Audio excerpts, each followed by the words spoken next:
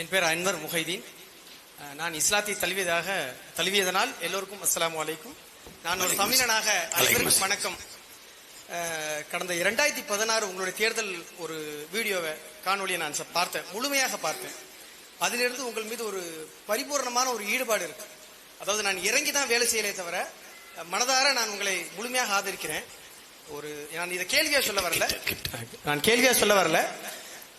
எனக்கு இந்த காணொலியை பார்க்கக்கூடிய எல்லோருக்குமான ஒரு வேண்டுகோள், அண்ணனுடைய பேச்சுக்களை சிறிது சிறிதாக வெட்டி வரக்கூடிய பேச்சுக்களை கேட்பதையும் பார்ப்பதையும் தவிர்த்து விட்டு அவர் ஒவ்வொரு அந்த வாக்கு நேரங்களில் பேசிய முழு வீடியோக்களை முழுமையாக கேட்டால் உங்களுக்கு அண்ணன் யார் என்று தெரியும் என்பது என்னுடைய தாழ்மையான கருத்து.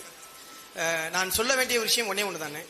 நான் இஸ்லாத்தை தழுவினால இறுதி மறையான திருக்குறான்ல ஒரு விஷயம் இருக்கு. ஏன்னா என் நண்பரோடு பேசும்போது அவர் எனக்கு கேட்ட அந்த விஷயத்தை நான் உங்களுக்கு பதிவு பண்றேன்.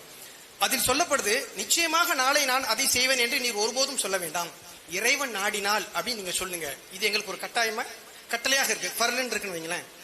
நான் அண்ணன்ட்ட ஒரு கோரிக்கையா வைக்கிறேன், முடிந்தவரை நீங்கள் எல்லாத்தையும் செய்யணும்னு ஆசைப்படுறீங்க, இறைவன் அருளால் நல்லபடியா நடக்கும். அதை சொல்லும் பொழுது முடிந்தவரை நீங்கள் இறை அருளால் இறைவன் நாடினால் நான் செய்யறேன் நீங்க சொல்லணும்னு நான் ஆசைப்படுறேன். இது ஒண்ணு தானே, வேற எந்த கேள்வியும் கேட்க நான் இல்ல. அதேதான் அண்ணனும் சொல்றேன், இறைவன் நாடியதால் தான் நான் இந்த இடத்துல ஓடி வந்து நிக்கிறேன். ரொம்ப நன்றி. அவனு வந்திருக்கான் என் தம்பி. என்ன எல்லாரும் கேட்பாங்க, நீ இந்த கோபத்தை கொஞ்சம் குறை, கோவப்படாம இருந்து. கோவப்படாம இருந்தா நான் கோடம்பாக்கத்தில் இருந்திருப்பேன். கோவப்பட்டதுனாலதான் இப்படி ஓடி வந்து நிக்கிறேன்.